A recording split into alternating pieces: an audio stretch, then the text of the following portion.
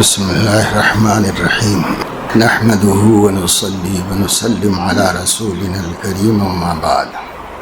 آج میں آپ لوگوں کو بہت پرانی شخصیت کا ایک مضمون سنانے جا رہا ہوں۔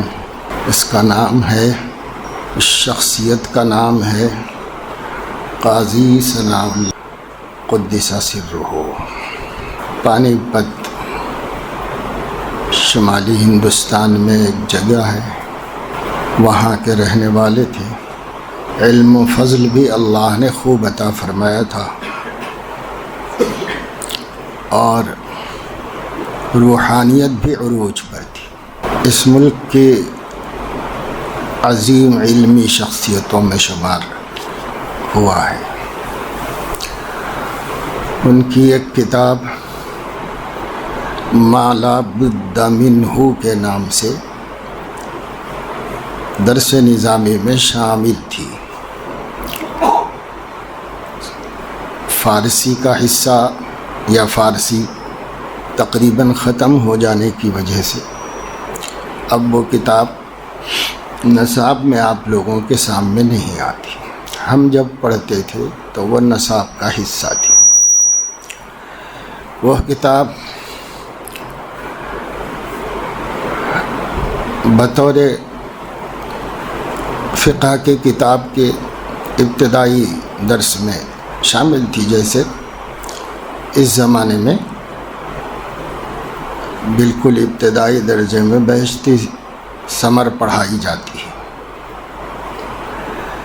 اسی طریقے سے اس زمانے میں ابتدائی دینیات کے طور پر ما لا بد منہ پڑھائی جاتی تھی۔ اس میں وہی سب چیزیں ہیں جو دینیات کے کسی بھی رسالے کے اندر ہوتی ہیں، وہی سب باتیں تقریباً اس کے اندر ہیں۔ اور مصنف نے اسے لکھا بھی ہے کہ مسلم بچوں کو شروع ہی میں دین کی ضروری باتیں معلوم ہو جائیں۔ اس زمانے کی عوامی زبان بھی فارسی ہی تھی، ملک میں سب فارسی ہی چلتی تھی، اردو نہیں بولی جاتی تھی اس دور میں۔ اردو بعد میں آئی، اس لیے فارسی میں لکھی گئی تھی کتابیں سب۔ ما لا بد منہ، تھوڑی عربی جو پڑھ چکے ہیں آپ لوگ تو سبھی پڑھ چکے ہیں، تو آپ اس کا ترجمہ خود ہی کر لے سکتے ہیں۔ ما لا بد منہ کا ترجمہ ہے جس کے بغیر چارہ نہیں۔ اس کو عربی میں ما لا بد منہ کہتے ہیں، جس کے بغیر چارہ نہیں، یا جو بہت ضروری ہے۔ اتنا علم جس کے بغیر چارہ نہیں، یا اتنا علم بہت ضروری ہے۔ اس لیے وہ علم اس کتاب کے اندر ہے۔ نماز روزے سے لے کر کے سب ایمانیات وغیرہ وغیرہ سب اس کے اندر ہے، مختصر سے۔ ہر کتاب میں انہوں نے بہت سی باتیں تفصیل سے لکھی ہیں، مسئلے مسائل، یہاں تک کہ فقہی اختلافات کے ساتھ مسئلے مسائل لکھے ہیں۔ لیکن اخیر میں ایک کتاب قائم کی ہے باب و کلمات الکفر سے پہلے، اور اس کا نام ہے کتاب الاحسان۔ کتاب الایمان، کتاب الصلاۃ، کتاب الزکوٰۃ، کتاب الصیام، کتاب الحج سے فارغ ہو کر کے اس کے بعد کتاب الحج کے بعد کتاب التقویٰ بھی لکھا، جس میں محظورات کا بیان کیا سب اس کے اندر۔ اس کے بعد ایک کتاب کا عنوان ہے کتاب الاحسان، اور اس کے تحت میں بہت مختصر ایک صفحے کا مضمون ہے، مگر بہت جامع مضمون ہے۔ جس زمانے میں ہم نے پڑھا اس زمانے سے ہی سارے ہی کتاب میں جو کچھ مسئلے مسائل وغیرہ انہوں نے بیان کیے تھے وہ ابتدائی دور ہی کے تھے، لیکن یہ باب جو ہے دلچسپی سے سنا گیا تھا، پڑھا گیا تھا، اساتذہ پڑھاتے تھے، تو تب سے اب تک ذہن میں تو اس کا خلاصہ محفوظ ہی ہے، بچپنے سے لے کے پھر جوانی اور پھر بڑھاپا اور اب تک اس کا خلاصہ ذہن میں محفوظ ہی رہا۔ کچھ دنوں سے مسلسل اس بات کا خیال ہو رہا ہے کہ اہل علم کے اندر جو نور ہونا چاہیے اور جو تعلق مع اللہ ہونا چاہیے اس کی بڑی کمی ہے، یعنی علم خشک ہو گیا، اور علم بقول قاضی ثناء اللہ صاحب رحمۃ اللہ علیہ کے کہ قشر بلا مغز رہ گیا۔ تو اس کمی کی طرف توجہ نہیں ہو رہی۔ کسی کسی کو کچھ تھوڑا سمجھ میں آیا ہے اہل علم کو تو وہ مرید ہو جانا، کسی سے بیعت ہو جانا، کسی کو شیخ بنا لینا، بس اتنا سمجھ میں آیا ہے۔ شیخ بنا کے کتابیں پڑھ کے کچھ بھی کر کے کچھ بھی نہیں ہوگا تا وقت کہ وہ جوہر حاصل ہو جائے جس کے لیے یہ سب کچھ ہوتا ہے، جس کے لیے نبی بھیجا گیا ہے۔ تو برائے وصل کردن آمدی، نے برائے فصل کردن آمدی۔ تو یعنی مولانا روم فرما رہے ہیں اپنی زبان میں ایک حکایت، اسرائیلی حکایت، کہ حضرت موسیٰ علیہ السلام کے ایک جواب سے ایک خدا تعالیٰ کا عاشق مگر جاہل بندہ مایوس ہوا۔ اللہ تعالیٰ نے ان سے فرمایا کہ بھائی میں آپ کو میرے بندوں کو دور کرنے کے لیے تو نہیں بھیجا تھا، میرے بندوں کو قریب کرنے کے لیے بھیجا تھا۔ وہ قرب جو جان ہے انبیاء کی دعوتوں کی، وہ نہ جانتے ہیں، نہ مانتے ہیں، نہ حاصل کرتے ہیں۔ اب ہے نہیں، اب خانقاہوں میں بھی نہیں۔ خانقاہوں میں جانے والے بعض تو مخلصانہ طور پر جاتے ہیں اور صرف اغراض دنیاویہ مقصود ہوتی ہیں، بیماریاں ختم ہو جائیں، پریشانیاں دور ہو جائیں، ادھر ادھر سے گھبرا کے سب طرف سے پریشان ہو کر کوئی رائے مشورہ دیتا ہے، رے فلاں اللہ والے کے پاس چلے جاؤ، فلاں سے دعا کرا لو یا فلاں سے بیعت ہو جاؤ، اس بنیاد پہ چلے جاتے ہیں اور پریشان ہی جاتے ہیں۔ مقصود صرف دنیا کے مشکلات کا دور کرنا ہوتا ہے اور کچھ بھی نہیں ہوتا۔ بہت سے لوگ جاتے ہیں وہ اس لیے کہ بس بڑی شخصیتوں سے کچھ اپنی نسبت ہو جائے، جو مشہور ہیں تو ہم بھی کچھ مشہور ہو جائیں، اس کے لیے ان کا کھیلنا بند کراؤ۔ ادھر دیکھو نا وہ کیا کر رہے ہو تماشا، ادھر سننا سنانا نہیں ہے تو نہیں آیا کرو، جس کو کچھ سننا ہے غور سے پانا ہے وہی آئے یہاں پر مجلس میں۔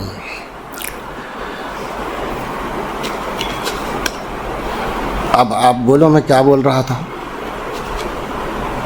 بتا سکتے ہو؟ جو سنا ہی نہیں تو کیا بتائے گا؟ ادھر ٹائم پاس کرنے کے لیے نہ آیا کرو، بس سننے کے لیے آیا کرو غور سے۔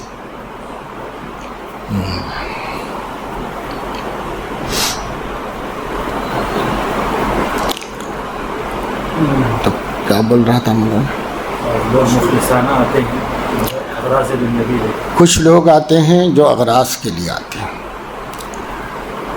عقیدت محبت ہوتی ہے مگر مقصد دنیا کا ہوتا ہے. اب بہت پریشان ہو کے آتے ہیں, کبھی ان کی پریشانیاں دور بھی ہو جاتی ہیں, اس کی وجہ سے اور زیادہ عقیدت مند ہو جاتے ہیں. اور یہ ٹھیک ہے, وہ ان کے اندر فاسد غرض نہیں ہوتی. اور کچھ لوگ آتے ہیں جن کی غرض فاسد ہوتی ہے, وہ شہرت کے لیے آتے ہیں. وہ لوگ بڑے بڑے آتے ہیں بڑوں کے ہاں, وہاں ہمیں دیکھ کر کے ان کو پتہ چلے کہ ہم بھی ان کے مقربین میں سے ہیں, ہم بھی ان کی یہ ہیں. بس یہ اپنا مقام بنانے کے لیے آتے ہیں. ظاہر ہے کہ نہایت فاسد غرض ہے. کس سے کیا پانے گیا؟ اللہ والوں کے پاس تو اللہ کو پانے کے لیے جانا چاہیے, غیر اللہ کو پانے کے لیے گیا وہاں پر. اور کچھ لوگ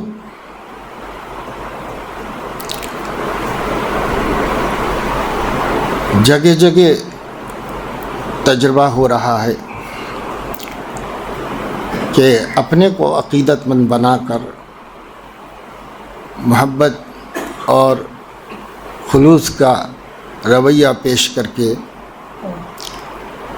مقرب بن کر اعتماد حاصل کر کے وہ ان کو صحیح کرو. اب کیا کر رہے ہیں؟ اپنے اپنے علاقوں میں لوگوں کو لوٹ رہے ہیں. بیچارے بھولے بھالے مسلمانوں کا پیسہ برباد کر رہے ہیں. اور پیسہ لے جا کر بڑے بڑے خانقاہوں میں بزرگوں کے پیسہ خرچ کر رہے ہیں. پیسہ خرچ کر کے وہاں مقرب بن رہے ہیں. اور یہ پیسہ آیا کہاں سے ہے؟ دوسرے مسلمان بھائیوں کو لوٹ کر, دھوکہ دے کر, ڈوبا کر کمایا ہے پیسہ, اور وہاں مقام بنائے ہوئے اپنا. اور بیچارے بھولے بھالے اللہ کے بندے کسی سے بدگمانی نہیں کرتے, کچھ نہیں. وہ یہ سمجھ رہے ہیں کہ واقعی یہ لوگ اللہ کو پانے آئے ہیں. تو یہ اللہ کو پانے نہیں آئے. کئی مثالیں ایسی ہیں کہ میں فلاں کا وہ ہوں یہ ہوں, نسبتیں بتا کر کاروبار میں شریک کرنے کے لیے لوگوں سے اس بھروسے پر پیسہ لیا, شیخ کے بھروسے پر, اور ڈبا دیا اس کو. تو یہ سب چیزیں اہل اللہ کے پاس بھی وہ جو رونق ہے وہ رونق ختم ہوتی چلی جا رہی. ان کی وجہ سے نہیں, وہ تو اہل اللہ ہیں, انہیں تو اللہ نے نورانی سینہ عطا فرمایا ہے. اہل دل کے سینوں میں نور کا دریا بہتا ہے. لیکن دریا بہہ رہا ہو تو کچھ جو دریا سے استفاضہ کرے تو فیض آئے گا, نہیں کرے تو کیا آئے گا؟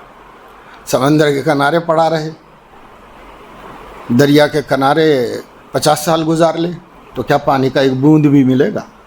ایک بوند بھی نہیں ملے گا. جو فیض حاصل کرے گا کرے گا. کوئی وہاں سے ایک کنال بنا لے گا تو اس کے کھیت کے اندر پانی ہی پانی ہو جائے گا سب. وہ تو اس کے اوپر ہے کہ وہ جو ہے کھدائی کرے اور راستہ بنائے اور پانی اپنے کھیت تک پہنچائے. وہ سب یہ مجاہدہ تو اسی کے ذمے ہے. دریا تھوڑی کرے گا, وہ اپنا بہتا رہے گا, جب اپنے راستے پہ جاتا ہی رہے گا. اسے کہاں جانا ہے؟ اسے اپنے مرکز میں جانا ہے. اس کا مرکز اللہ کی نور ہے, اللہ کا, اس مرکز میں جانا ہے اس کو. وہ تو جاتا رہے گا اپنے مرکز کی طرف. آپ کو کچھ اس میں سے لے آنا ہے اپنی طرف تو آپ لے کے آئیے, نہیں لائیے تو کوئی بات نہیں. تو نہیں ہو رہا ہے. بس کچھ اللہ کے بندے معدود چند اہل اللہ کے پاس ایسے پہنچ رہے ہیں جن کو خدا کو پانے کے علاوہ کوئی مقصد نہیں, کوئی غرض نہیں ان سے, ایسے پہنچ رہے ہیں. یہ ہیں، بس ہو سکتا 100 میں 10 ہوں، باقی سب اپنی دنیا بنا رہے ہیں۔ بس اہل اللہ سے غیر اللہ کو پا رہے ہیں، اہل اللہ سے بھی اللہ کو نہیں پا سکے۔ یہ صورتحال ہے۔ تو یہ چھوٹا سا مضمون ہے جس کو میں سوچا کہ آپ لوگوں کو بھی سنا دوں، اس لیے اس کو وہی قاضی ثناء اللہ پانی پتی کا کتاب الاحسان ما لا بد منہ میں سے نقل کیا ہے۔ بس فارسی میں ہے لیکن سمجھا دیں گے آپ لوگوں کو۔ کتاب الاحسان بداں اسعدک اللہ تعالی این ہما کے گفت شد صورت ایمان و اسلام و شریعت است و مغز و حقیقت او در خدمت درویشاں باید جست۔ کیا مطلب؟ بداں ایسے جب عربی کتابوں میں اعلم ہوتا ہے، اعلم اسعدک اللہ، اسعدک اللہ تو جملہ معترضہ ہے، دعائیہ ہے، بیچ میں آتا ہے۔ اس کے بعد علم کے بعد انا سے بات شروع ہو جاتی ہے۔ ایسے ہی فارسی میں بداں کا مطلب جان لو، اعلم۔ اسعدک اللہ تعالی، اللہ تعالی مخاطب کو سعادت دارین نصیب فرمائے۔ کیا جان لو؟ این ہما کے گفت شد، اب تک جو کچھ بیان کیا گیا، یعنی کتاب کے شروع سے لے کر یہ آخری باب سے پہلے تک جو کچھ بیان کیا گیا،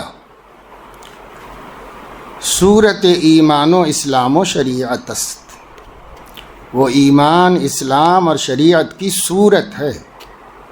جو کچھ احکام و مسائل اب تک بیان کیے گئے یہ ایمان و اسلام کی صورت ہے۔ وہ مغز و حقیقت او، اگر اس کو چھلکا کہا جائے تو اس کا مغز، اور اگر اس کو صورت کہا جائے تو اس کی حقیقت۔ وہ کیا ہے؟ وہ ملتی ہے اہل اللہ کی خدمت میں تلاش کرنا چاہیے۔ اس کو صورت بنا لینے کا طریقہ تو بتا دیا ہے سب ہم نے، کہ بھئی یہ سانچہ، یہ خاکہ بنا لو اپنا شریعت کے مطابق، جو بھی احکامات بیان کر دیے گئے ہیں، نماز سے لے کر کے حج تک سب۔ تو جو کچھ بیان ہوا ہے، اب یہ اگر چھلکا ہے تو اس میں مغز چاہیے، یعنی خول پہلے بناتے ہیں اللہ تعالیٰ، پھر اس کے اندر مغز پیدا کرنا شروع کرتے ہیں، پیدا کرتے کرتے نہیں۔ تو یہ خول ہے، یا یہ کہ یہ صورت ہے، صورت کی پیچھے حقیقت ہوتی ہے، حقیقت کے بغیر صورت کیا ہے؟ تو جس تصویر میں جان نہیں ہے وہ تصویر کیا ہے؟ کوئی چیز نہیں۔ اس لیے یہ فرما رہے ہیں کہ یہ تو جو ہے صورت تھی، اور حقیقت کو کہاں پائیں گے؟ تو وہ کتاب میں تو ملے گی نہیں۔ کتاب میں ملتی ہوتی تو نبی کیوں آتے؟ کتاب ہی کافی ہو جاتی۔ بھئی کتاب سے صورت بھی لے لو، حقیقت بھی لے لو۔ لیکن ایسا نظام نہیں تھا اللہ تعالیٰ کا۔ اللہ کا نظام یہ تھا کہ کتاب سے صورت لے لو اور نبی سے حقیقت لے لو۔ تو اب حقیقت او، یعنی کس کی؟ ایمان و اسلام کی حقیقت او در خدمت درویشاں باید جست، باید جست یعنی ڈھونڈنا چاہیے۔ اس کو کہاں جا کے وہاں پر ڈھونڈنا چاہیے، اہل اللہ کی خدمت میں ڈھونڈنا چاہیے۔ یہ ایک بات ہو گئی۔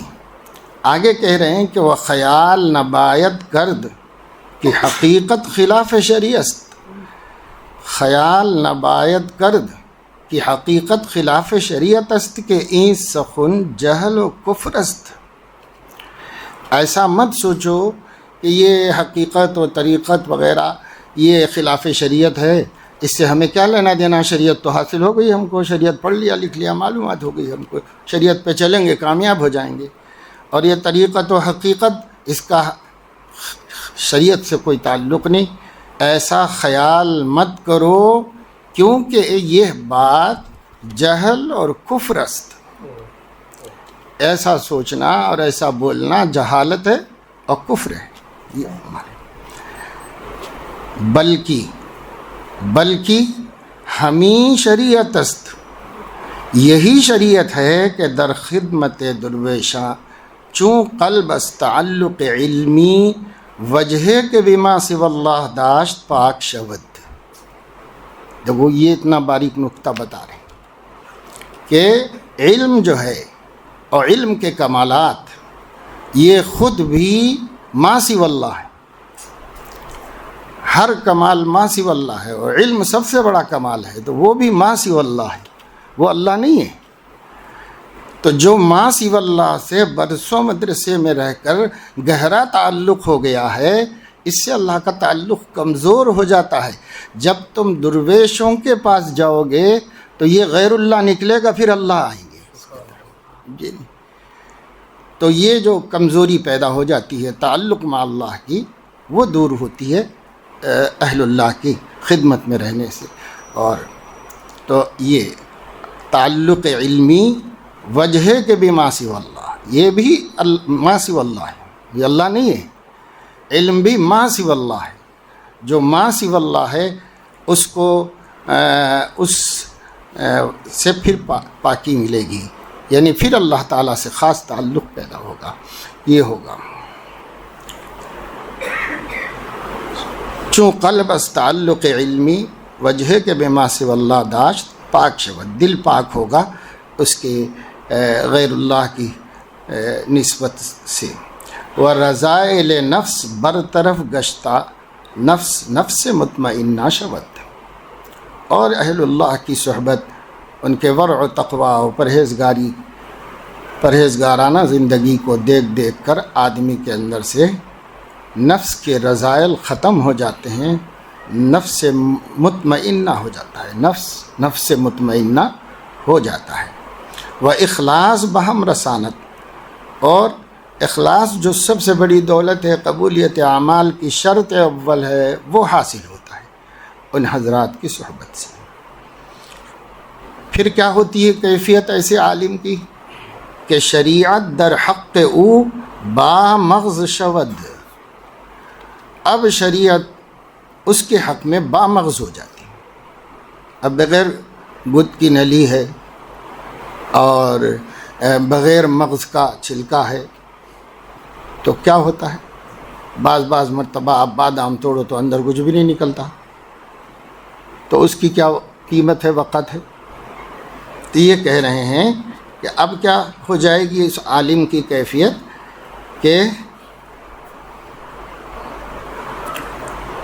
شریعت در حق او بامغز شود، نماز او عند اللہ تعلق دیگر بہم رسانت، اس کی نماز اللہ کے پاس کوئی دوسری نماز ہے، کوئی دوسرا مقام رکھتی ہے۔ نمازیں سب پڑھتے ہیں لیکن اس کی نماز کوئی اور نماز بن جائے گی، اس کا کوئی اور مقام ہو جائے گا، کیفیت کے اعتبار سے، نسبت کے اعتبار سے۔ نماز تو وہی پڑھیں گے سب،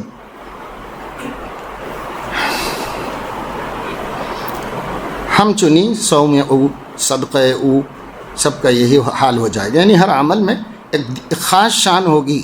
وہ عمل سب کرتے ہیں لیکن اہل اللہ کرتے ہیں تو اس کی شان ہی کچھ اور ہوتی ہے، اس کا انداز ہی کچھ اور ہوتا ہے، یہ ہوتا ہے۔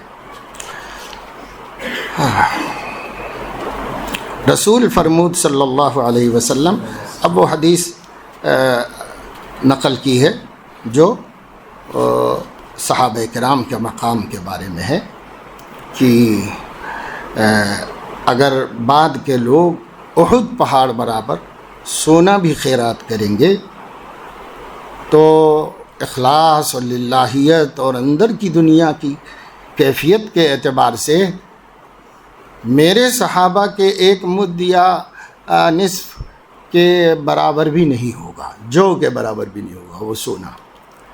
یہ جو حضور علیہ الصلوۃ والسلام نے فرمایا، اس حدیث کو نقل کر کے فرما رہے ہیں کہ صحابہ در راہ خدا دل داداند این از جہت قوت ایمان و اخلاص شانست۔ یہ ہے، یہ صحابہ کو یہ مقام کیوں زیادہ ملا؟ اتنی چھوٹی سی چیز ہے، جو خیرات کرتے ہیں تو وہ اجر پانے والے جو آپ سونا خیرات کر کے نہیں پا سکتے۔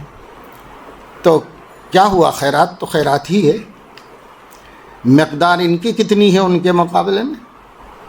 کچھ بھی نہیں، ایک تولہ بھی نہیں بنے گی، ایک گرام بھی نہیں بنے گی ایک جو کی قیمت، لیکن ثواب کی زیادتی تعلق مع اللہ کی وجہ سے، جو نور ان کے اندر پیدا ہوا ہے نبی کی صحبت کی برکت سے، اس نور نے ان کا اعمال کا مقام اتنا بڑھا دیا ہے اللہ تعالیٰ۔ تو عمل تو سب کر رہے ہیں، انہیں بھی اجر ملے گا، لیکن یہ جو فرق ہے یہ زمین آسمان کا فرق ہے۔ اب سب اس کے بیچ میں ہے، کوئی کہیں ہے، کوئی کہیں ہے، کوئی کہیں ہے، لیکن چونکہ ہم لوگوں نے ان باتوں کو سمجھا نہ سمجھنا چاہا، اس لیے وہیں اپنی جگہ پر پڑے ہوئے روز اول جہاں ہے تو روز آخر بھی وہیں ہے، کچھ اضافہ ہے نہ ترقی ہے، کہ بھائی ہمارے اعمال کا وزن اللہ کی ترازو میں بڑھ رہا ہے کہ نہیں بڑھ رہا ہے۔ یہی نماز جو بچپنے میں پڑھا کرتے تھے، یہی نماز چاروں میں پنجم میں پہنچ کر اپنے علم کے اضافے کی وجہ سے، اپنے اعمال کے تعلق کی وجہ سے، اس میں یہ نماز وزنی ہوئی کہ نہیں ہوئی اللہ کے پاس؟ پھر ہم جب نماز پڑھ رہے ہیں دورے میں افتاح میں، یہ نماز اس سے زیادہ وزنی ہوئی کہ نہیں ہوئی اللہ کے ہاں؟ اور پھر بھی اپنے اعمال کو باوزن بنانے کے لیے، اللہ کے ہاں باوقات بنانے کے لیے اہل اللہ کی خدمت میں اور صحبت میں رہنا لازمی اور ضروری ہے۔ کیوں؟ فرما رہے ہیں کہ نور باطن پیغمبر صلی اللہ علیہ وسلم را از سینہ درویشاں باعث جست و بدان نور سینہ خود را روشن باعث کرت۔ حضور علیہ السلام کے باطن میں جو اللہ نے نور رکھا تھا، اس نور کو وہ جو سینہ بسینہ آ رہا ہے، تو اہل اللہ کی خدمت میں رہ کر اس نور کو حاصل کرنا چاہیے، اور اس نور سے اپنے سینے کو منور اور روشن کرنا چاہیے، یہ تاکہ خیر و شر بفراست صحیحہ دریافت شود۔ جب یہ نور کامل ہوگا، اور کامل کیا ہوگا؟ بہرحال بڑھتا جائے گا، تو جب یہ نور ہمارے اندر پیدا ہوگا اور اس کی ایک کم سے کم ایک مقدار جتنی ضروری ہے اتنی کہ اثر کرے، اتنا نور پیدا ہو جائے گا، یہ نور سے کیا فائدہ ہوگا آپ کو؟ آپ خیر و شر کی حقیقت اسی فراست سے جان سکیں گے۔ آج بڑے بڑے قابل اور سینکڑوں دلائل کے انبار لگا دینے والے جہنم کے ایندھن بن رہے ہیں، اپنی گفتگو سے، اپنی باتوں سے، اپنے دعووں سے، اپنے ایمان و عقیدے سے خود بھٹک رہے ہیں، امت کو بھٹکا رہے ہیں۔ یہ سب کیوں ہے؟ فراست ایمانی نہیں ہے، باتیں بہت ہیں، علم بہت، اسی علم سے کیا ہوگا؟ تو قشر ہی قشر ہے، اور اس کے اندر مغز نہیں ہے، یعنی جان نہیں آئی، تو کیا فائدہ؟ جان آنے کے بعد ہی تو آدمی کو خیر و شر کا پتہ چلتا ہے۔ آگے فرما رہے ہیں کہ ولی در قرآن متقی را فرمودہ، قرآن میں ولی متقی کو کہا گیا ہے، ان اولیاءہ الا المتقون۔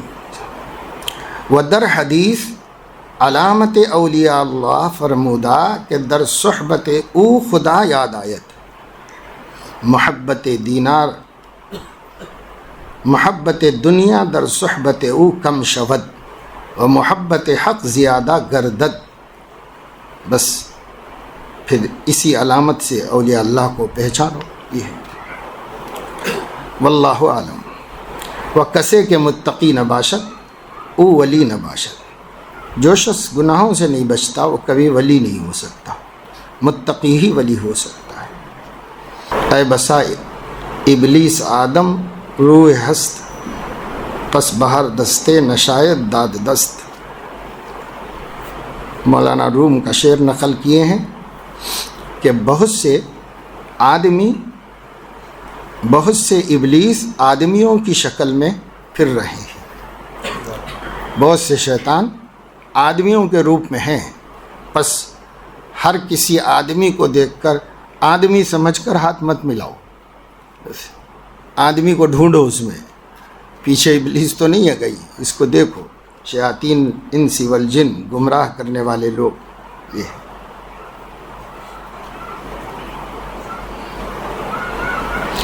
باہر کے نشستی ایک بڑے بزرگ صوفی گزرے ہیں، حضرت عزیزان علی رامیتنی قدس سرہ، ان کی رباعی نقل کی ہے: باہر کے نشستی و نشد جمع دلت، وستو نرمیت صحبت آب و گلت، زنہار ز صحبتش کرے زامی باش، ورنہ نہ کند روح عزیزاں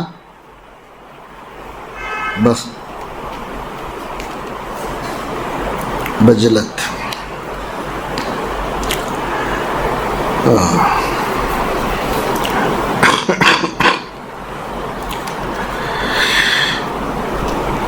تو فرما رہے ہیں کہ جس شخص کے ساتھ اٹھنا بیٹھنا ہو، جس کی تم صحبت میں رہو، اور رہنے کے باوجود اگر تمہارا دل اللہ تعالیٰ کے لیے یکسو و فارغ نہیں ہو سکا اور غیر اللہ کے انتشار سے نہیں بچ سکا، تو اور پھر تمہارے دل سے دنیا اور دنیا کی چیزیں، آب و گل کی محبت نہیں نکل سکی، تو ہرگز ایسی صحبت مت اختیار کرو۔ اس کی صحبت مفید ہے جس سے دنیا کی رغبت کم ہو اور دل اللہ کی طرف راغب ہو، اور غیر اللہ کی دل کے اندر سے ہوس نکلتی چلی جائے، تو اس سے بچو، کہیں ایسا نہ ہو کہ تمہاری جان ہلاکت میں ڈال دے، وہ یہ صحبت تمہاری جان کو ہلاکت میں ڈال دے، کہیں ایسا نہ ہو، اس لیے اس سے بچنے کا حکم دیا۔ اب آپ سوچو کہ ایک بڑے عظیم جو ہے عالم اور جو ہے فقیہ اور عارف تو کتاب لکھ رہے ہیں بچوں کے واسطے، اور اس میں ان کو ان کا دین سکھا رہے ہیں، اس میں یہ باتیں بتا رہے ہیں اور اسے دین کا حصہ بتا رہے ہیں، بلکہ دین کی اس کو غرض و غایت اور اس کا مغز بتا رہے ہیں۔ یہ نہ پاؤ تو بس صورت رہ جائے گی، اس صورت سے بھی اگر نجات ہو جائے، مغفرت ہو جائے، جنت مل جائے تو وہ مل جائے، اس کا بھی انکار نہیں ہے، لیکن جو منشا ہے اللہ تعالیٰ کی معیت اور معرفت اور اس کے قرب کو حاصل کرنے کا، وہ تو نہ دنیا میں نصیب ہوگی نہ آخرت میں نصیب ہوگی، اس سے محروم کا محروم ہی رہے گا۔ اس واسطے یہ سبق بہت بچپن میں شروع زندگی ہی میں انہوں نے قوم کے بچوں کو دیا تھا، وہ سبق پوری زندگی گزر کے بچپن سے 55 تک پہنچ کے بھی شروع نہیں ہوا۔ یہ حال اب ہو رہا ہے اس زمانے میں، اس وجہ سے اس کی طرف ہمیں توجہ دینے کی ضرورت ہے، اور جب تک غفلت دور نہیں ہوگی اس وقت تک کوئی نعمت انسان کو حاصل نہیں ہو سکتی۔ اللہ تعالیٰ اپنے فضل و کرم سے اس اللہ والے کی ان تحقیقی باتوں کو جاننے، ماننے، سمجھنے اور اس کو پانے کے لیے کوشش کرنے کی توفیق نصیب فرمائے۔